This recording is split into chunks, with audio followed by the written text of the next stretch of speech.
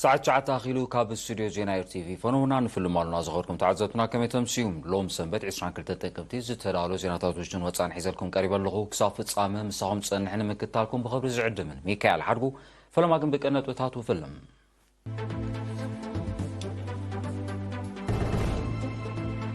سبورتاوي كان حيلتات مكل غالير تابي كتما كرم بوعوع منفس تساسي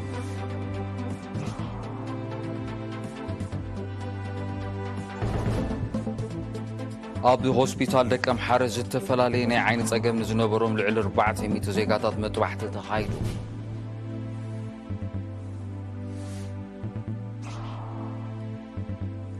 أبي نو زوبا عدو خلاب منغو حارسوتن موياوان حريشان ملواتو مكرون فلتت تخايدو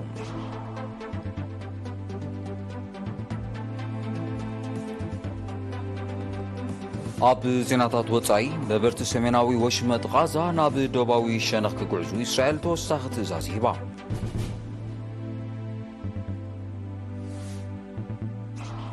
أمريكا بمعرباوي كفال زوبا إيسا استراتيجيكاوي سرعة ميسايل كتوارد مخانا قليتا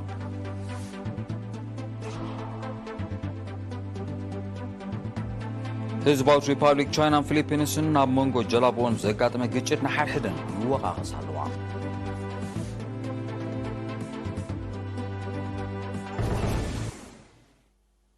زرزر زينا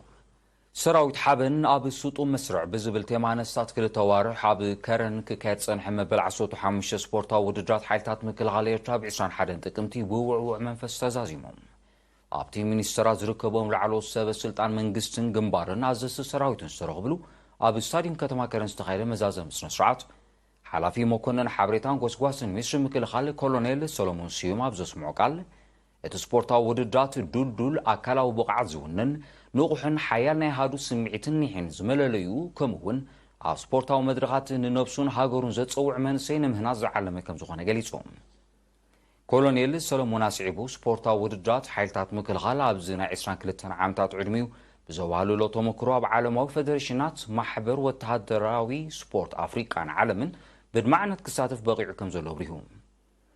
حلقات غلال ستاف ميسر مكل غالي جنرال فيليبوس واللي يوهانس بوغونو زمناو سبورت صاب هاجرنا بتاعت السفلاليو جزاءة حيلتات زفلسن زعام ببن يخون بر حبو هاجراو سمعت نيحن حبون سنيغو يخيل من بارو بمتقاس أمهنات برتع منفساوي حيلي حدنت مورالن زيت سعارنتن بزيقابرو أبركتو ترو كابتو زكارز نبر بوليتيكاوي غوسكواسا زن اسكم زي نبر اسميرو لهم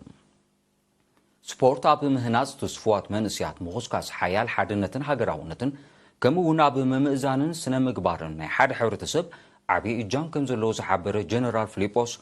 سبورت حيلتات مكل خال نابزل على درجان مبصح بعتوب كسراح كم زقباء الزخاخيروم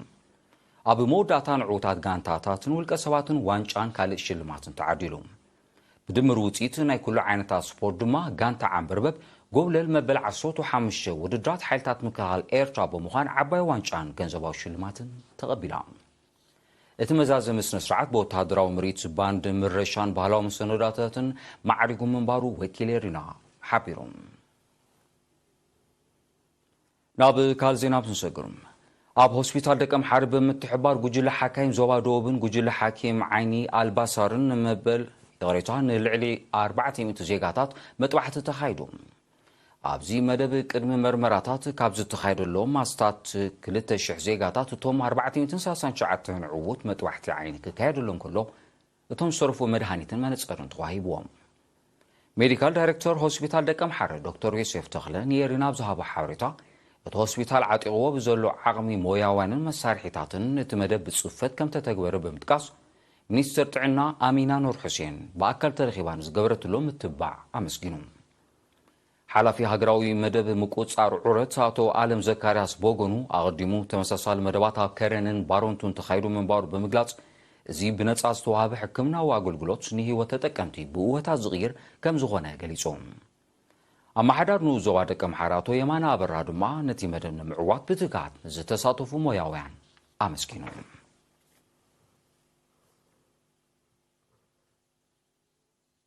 أبي نوزوا عدو غلاب عصوتو شوم تتكمتي أبي منغو حارستوتن موياوان حرشان ملوات تمكرون فلتتن تخايدهم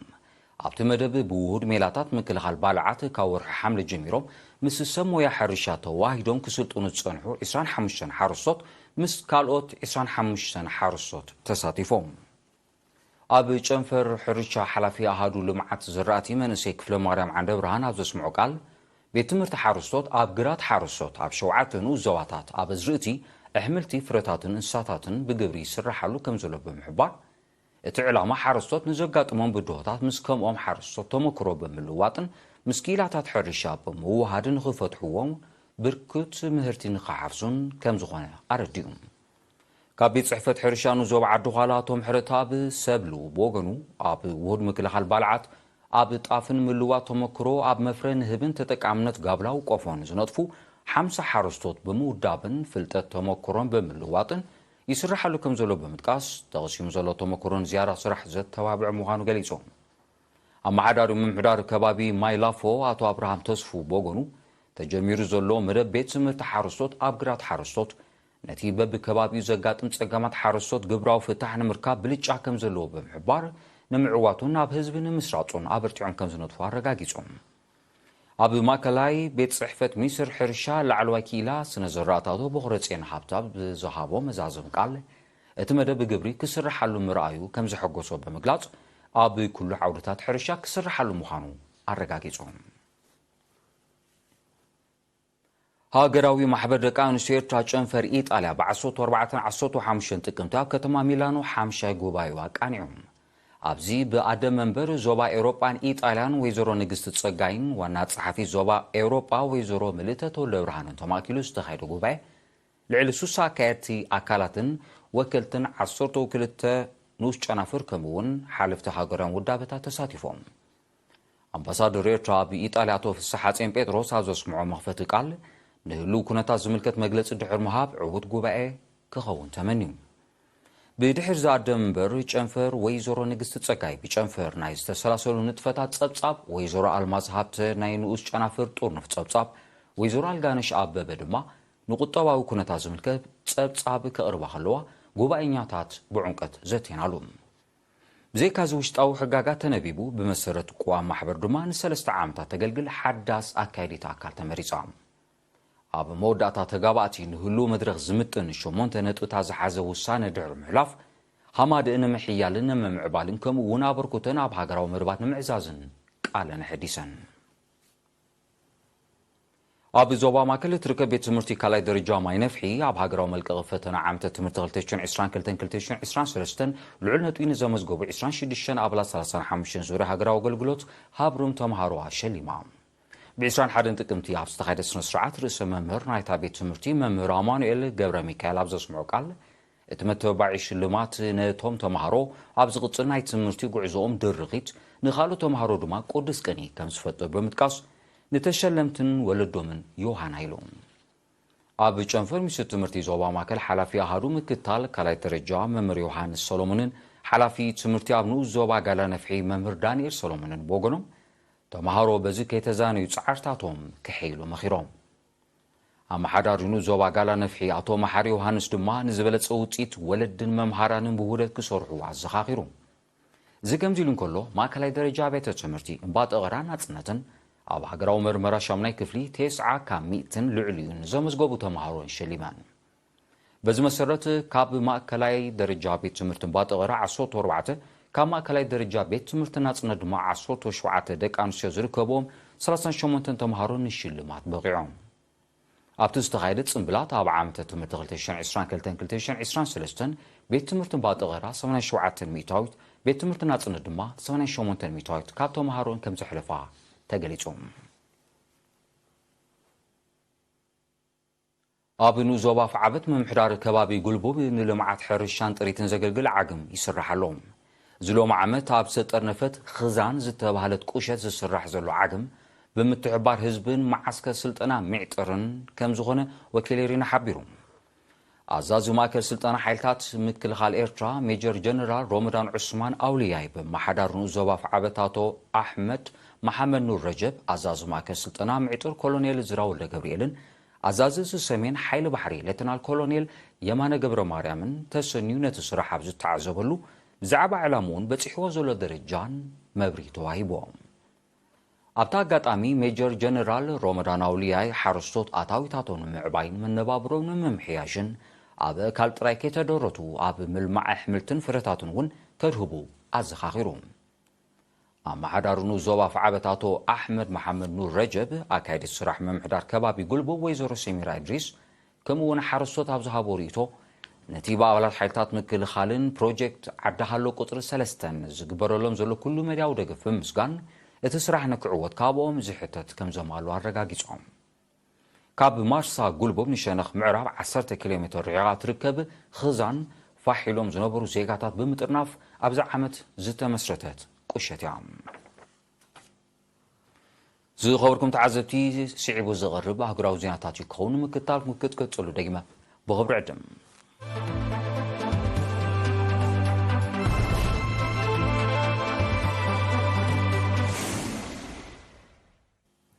ዜናው መሰናዶ ኤርቲቪ ናቐጽሎ እዩ ዝኸበርኩም ተዓዘብቲ ስለምክታልኩም ኣዝየ መስግን ዜና ወጻኢ ነበርቲ ሰሜናዊ ወሽመጥ ጋዛ ህይወቶም ንምድሓን ናብ ደቡባዊ ሸነኽ ክጉዕዙ እስራኤል ተወሳኺ ትእዛዝ ሂባ ኣብቲ ወሽመጥ ተካይዶ ዘላ ደብዳብ ብሰፍሒ መልክዑ ከም ትቕጽሎ ዝሓበረት እስራኤል እዚ ትእዛዝ ኣብ ዝቐልጠፈ እዋን ክትግበር ፀዊዓ ኣላ እስራኤል ኣቐዲማ 1.1 ሚልዮን ነበርቲ ሰሜናዊ ወሽመጥ ጋዛ ክጉዕዙ ምምሕላፋ ዝዝከር እዩ እዚ ከምዚ ኢሉ እንከሎ እስራኤል ኣብ ዝሓለፈ 24 ሰዓታት ኣብቲ ወሽመጥ ብዘካየደቶ ደብዳብ ልዕሊ 100 ፍልስጤማውያን ከም ተቐትሉ ዝጠቐሱ ጸብጻባት ኣብ ውሽጢ 2 ሳምንታት ናይ ዝተቐትሉ ፍልስጤማውያን ቁፅሪ ናብ ልዕሊ 4700 ክብ ከም ዝበላ ረዲኦም እስራኤል ኣብ ልዕሊ ወሽመጥ ጋዛ ተካይዶ ዘላ ደብዳብ ኣብ ዞባ ማእከላይ ምብራቕ ከይተረፈ ኣሉታዊ ጽልዋ ይገብር ከም ዘሎ ዝገለጹ ናይ ቀረባ ተዓዘብቲ ኣብቲ ዞባ ዋጋታት ነዳዲ ወስኽ ከም ዝረኣየ ይሕብሩ እቲ ደብዳብ ደው ምስ ዘይብል ካብቲ ዞባ ዝግበር ሰደድ ነዳዲ ደው ክብል ከም ዝኽእል መንግስቲ ኢራቅ ብ21 ጥቅምቲ ኣጠንቂቑም ብኻል ወገን እስራኤል ትማል 21 ጥቅምቲ ኣብ ልዕሊ ማዕርፎ ነፈርቲ ከተማታት ደማስቆን ሓለብን ናይ ሶርያ ተወሳኺ ደብዳብ ነፈርቲ ከም ዘካየደት ይቃላሕ ኣሎ በቲ ደብዳብ ብውሕዱ 2 ሰባት ከም ተቐትሉን ከቢድ ንዋታ ዕኖት ከም ዝወረደን ማዕከናት ዜና ሶርያ ሓቢረን እስራኤል ኣብ ዝሓለፈ ሰሙን እውን ኣብተን ከተማታት ተመሳሳሊ ደብዳብ ከም ዘካየደ ዝዝከር እዩ እቲ ሃገር ኣብ ሊባኖስ እውን ደብዳብ ተካይድ ከም ዘላ ዝጠቐሱ ጸብጻባት እዚ ኣብ ዝተፈላለየ ሃገራት ተካይዶ ዘላ ወተሃደራዊ ተጻቦታት ንዞባ ማእከላይ ምብራቕ ናብ ክፉት ወተሃደራዊ ረፅሚ ከይሸሞ ስጋቶም ይገልጹ ኣሜሪካ ከም መቐጽልታ ናይቲ ኣብ ኤስያ ትገብሮ ዘላ ወተሃደራዊ ወፍሪ ኣብ ምዕራባዊ ክፋልቲ ዞባ ስትራቴጂካዊ ስርዓተ ሚሳይል ከተዋርድ ምዃና ኣፍሊጣ ዕላማ ዝሓድሽ ውጥን ስጋት ሰሜን ኮርያ ኢራንን ካልኦት ተጻባእቲ ዝበለተን ሃገራትን ንምብዳእ ምዃኑ ኣሜሪካ ሓቢራላ እቲ መደብ ኣብ ቀረባ መጻኢ ክትግበር ምዃኑ ጸሓፊ ምክልኻል ኣሜሪካ ሎይድ ኦስቲን ብ21 ጥቅምቲ ገሊጹ ኣሜሪካ ቀዲማ ነቲ ስርዓት መከላኸሊ ሚሳይል ኣብ መሬት ደቡብ ኮርያ ከም ዝተኸለቶ ጸብጻባት ይጠቕሱ ስርዓተ መከላኸሊ ሚሳይል ጥራይ ዘይኮነ ሃገሩ ኣብቲ ዞባ ተወሰኽቲ ወተሃደራት ከተዋፈሩ ምዃና እውን ሎይድ ኦስቲን ኣፍሊጡሎም ኣሜሪካ ብደቡብ ኮርያን ጃፓንን ልዕሊ 80,000 ወተሃደራት ኣዋፊራ ከም ዘላ ዝሕብሩ ጸብጻባት ኣብዚ እዋን እዚ ናብቲ ከባቢ ልዕሊ 2,000 ተወሰኽቲ ወተሃደራት ክትልእኽ መደብ ከም ዘለዋ የረዱ እቲ ወፍሪ ንጸጥታ ዞባ ኤስያ ኣብ ሓደጋ የእትዎ ከም ዘሎ ዝወቕሳ ህዝባዊት ሪፓብሊክ ቻይና ትርከበን ሃገራት ብትሪ ክቃወሞ ጸኒሐን በኣሜሪካ ዝምርሓ ሃገራት ምዕራብ ኣብቲ ዞባ ንኔቶ ዝመሳሰል ወተሃደራዊ ሓይሊ ንምምስራት ውጥን ከም ዘለወን እዮም ኪላታት ዝሕብሩ ህዝባዊት ሪፓብሊክ ቻይናን ፊሊፒንስን ብ21 ጥቅምቲ ኣብ መንጎ ጀላቦን ዘጋጥመ ግጭት ንሓድሕደን ይወቃቐስ ኣለዋ ፊሊፒንስ እቲ ክስተት ህዝባዊት ሪፓብሊክ ቻይና ብዝፈጠረቶ ተኽታኺ ብዝበለቶ ምንቅስቓስ ከም ዝሰዓበ ክትገልጽ እንከላ ህዝባዊት ሪፓብሊክ ቻይና ብወገና ጀላቡ ፊሊፒንስ ንልኡላውነታ ዝጥሕስ ምንቅስቓስ ከም ዘካየዳ ወቒሳላ እዚ ኣብ ባሕሪ ደቡብ ቻይና ዝተፈጥረ ሓድሽ ምዕባለ ብሰንኪ እጀታ ማያዊ ኣካላ ብመንጎ ክልቲአን ሃገራት ተኸሲቱ ንጸንሐ ዘይምቅዳው ከየጋድዶ ስጋት ኣሎ ህዝባዊት ሪፓብሊክ ቻይናን ፊሊፒንስን ኣብ ዝሓለፈ ቀረባ ዋርሕ እውን ብተመሳሳሊ ጉዳይ ከም ተኻሰሳ ዝዝከር እዩ ህዝባዊት ሪፓብሊክ ቻይና ዝዓበየ ክፋል ባሕሪ ደቡብ ቻይና እጀታ ምዃኑ ክትገልጽ እንከላ ፊሊፒንስካ ኣብቲ ማያዊ ኣካል ዋንነት ከም ዘለወን ካብ ዝምጉታ ሃገራት እያ ህንዲ ከም ኣካልቲ ሰብ ዝፀዓነት መንኮርኮር ናብ ወርሒ ንምልኣኽ ኣውፂኣቶ ዘላ ውጥን ትማል 21 ጥቅምቲ ዕዉት ፈተነ ከም ዘካየደት ሓቢራ እዚ ናይ ፈለማ ፈተነን ተወሳኺ ፈተነታት ባይታ ዝፈጥር ከም ዝኾነ እዩ ማእከል ምርምር ጠፈር ህንዲ ዝገልጽ هندي كساب كل تشحن 4 ኣብ ዘሎ ግዜ ሰብ ዝፀዓነት መንኮርኮር ናብ ወርሒ ክትለኽ መደከም ዘለዋ ኣብ ዝሓልፈ ቀረባ መዓልታት ምሕባራት ዝፍለጥ ኮይኑ كساب كل تشحن 35 እትውጥን ምትግባር ዘኽእል መደበር ጠፈር ክትሓንጽ ምዃና ኣፍሊጣላ ቅድሚ ዝተመዲቡ ዘሎ ጠፈራዊ ተልእኾ ብውሕዱ 20 ዓበይቲ ፈተነታት ክካየድ ምዃኑ መንግስቲ ህንዲ ሓቢሩሎ እቲ ናብ ወርሒ ዝግበር ተልእኾ ዕዉት ምስ ዝኸውን ህንዲ ኣብ ጠፈራው ጽላድ ነተካይደ ወፍሪ ዓቢ ዝላ ከም ዝኸውን ይእመት ዜናታን ምዛማር ዜና ክደግመልኩም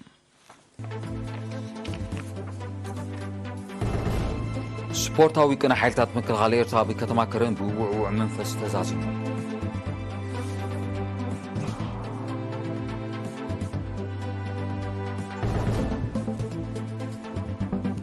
ኣብ ሆስፒታል ደቀም ሓረስ ዝተፈላለየ ናይ ዓይኒ ጸገም ዝነበሮም ልዕሊ 400 ዜጋታት መጥባሕቲ ተኻይዱ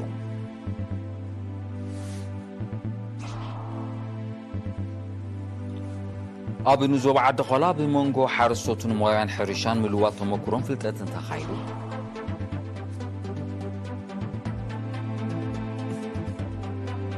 ኣብ ዜናታት ወጻኢ ነበርቲ ሰሜናዊ ሽመጥ ጋዛ ናብ ደቡባዊ ሸነኽ ክጉዕዙ እስራኤል ተወሳኺ ትእዛዝ ሂባ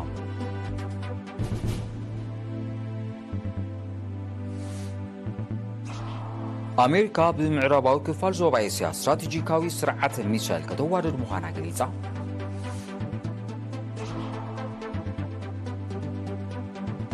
ህዝባት ሪፐብሊክ ቻይናን ፊሊፒንስና መንጎ ጀላቦን ዘጋጠመ ግጭት ንሓድሕደን ይወቃቐሳ ኣለዋ